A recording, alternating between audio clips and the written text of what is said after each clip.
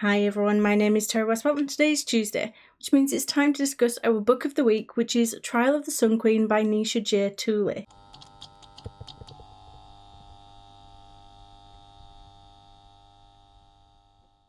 First, this is a spoiler-free section, so if you haven't read this book yet, don't worry about it won't be spoiled for you here. There will be some spoiler-related bits that I want to discuss, but that will be later on in the video, and there will be plenty of warning.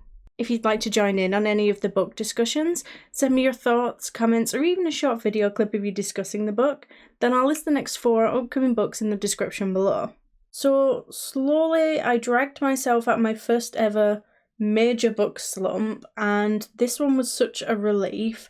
It did take me a little while to read, but I think if it wasn't for the book slump, I probably would have flown through it.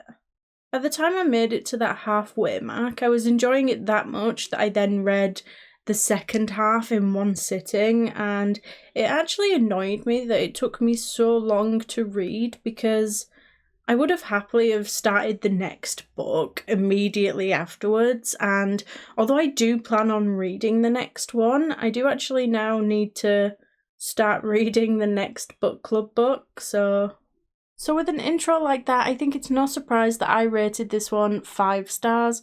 And yes, I am still trying to find a better rating system, so this one was off pure vibes alone, but I thoroughly enjoyed it.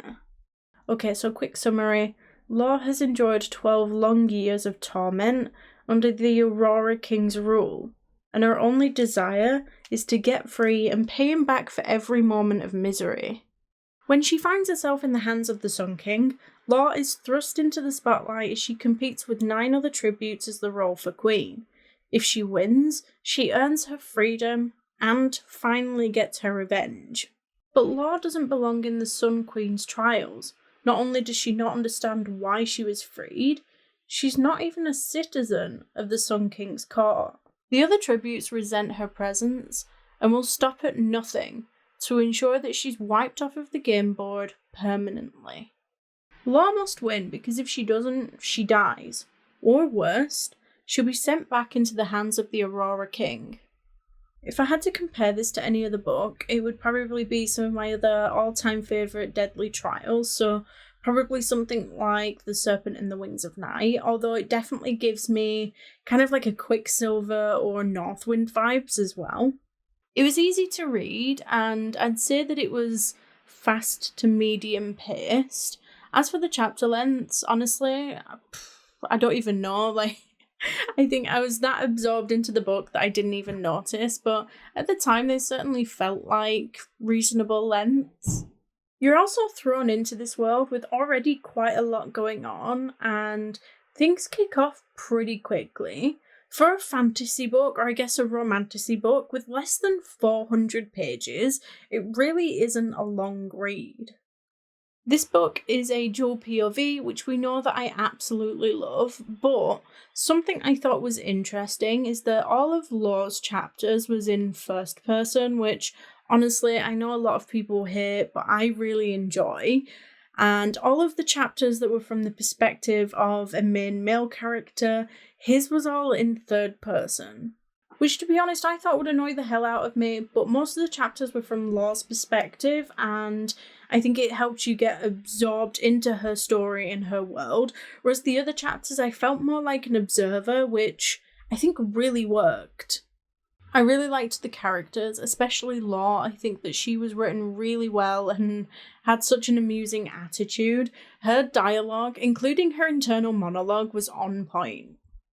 There were a lot of characters that were introduced to that I also really liked, but some that I'm also looking forward to potentially learning more about. I wasn't particularly surprised by the ending, or I guess any of the events kind of towards the end, but that didn't affect my rating or how I felt about the book at all. I still thought it was quite intense, and, the twists were still twisting.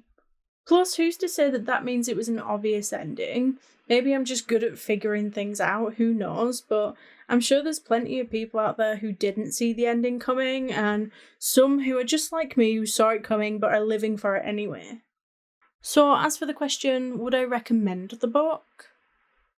I think it's pretty clear at this point that I absolutely would. I mean, it was fun and sassy and had me reaching for the next book in the series immediately.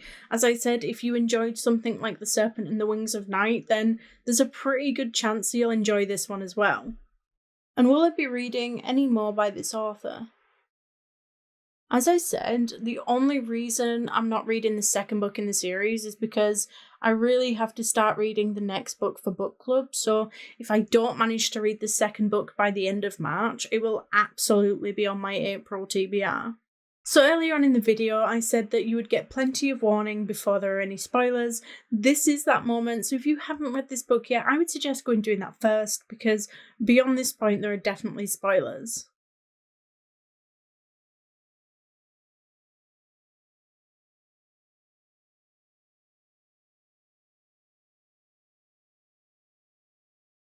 I am an absolute sucker for Deadly Trials, and I'm hoping that the next book in the series will be Enemies to Lovers, which is one of my favourite tropes, maybe even Fated Mates. Straight off the bat with the quote, "That bitch took my soap," I knew I was going to love this character.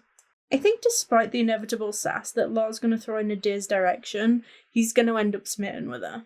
I think that despite her hatred towards him and his dad, she's going to feel super conflicted until she finds out about Nadia's own hatred for his dad, and then maybe she'll start to warm up to him. That's my guess anyway, and maybe just a little bit of hope.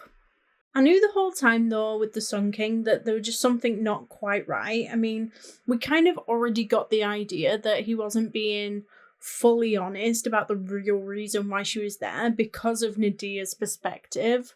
I mean, if the Aurora King chose her, then why was he panicked looking for her and had no idea where she was?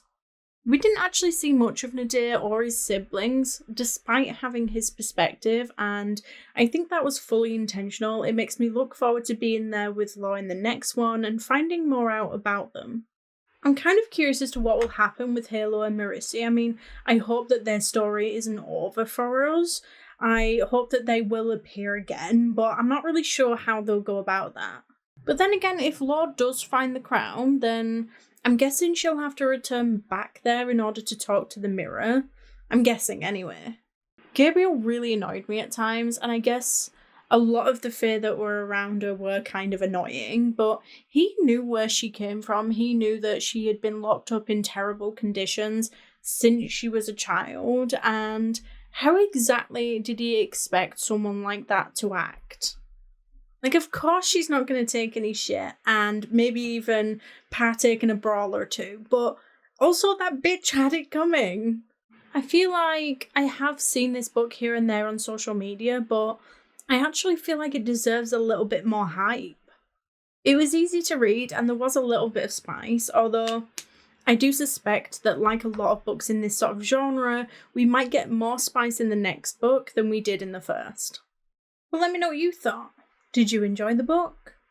Next week there'll be no book club, however you can join us the following week with your Fatally Invited, so don't forget to get your thoughts and comments in by the 23rd of March at the latest to be a part of the discussion. You can now do this on YouTube, TikTok, Instagram or Discord. The week after that we'll be discussing Deep End, but don't forget if you do need a little bit longer to read a book, we do now list the next 4 books down below along with the discussion dates. That way you can choose the genre that best suits you and the best time for him to read it in. Thank you all for joining, and if you like this video, please don't forget to like and subscribe, it's always appreciated, and I will see you in the next video. Bye!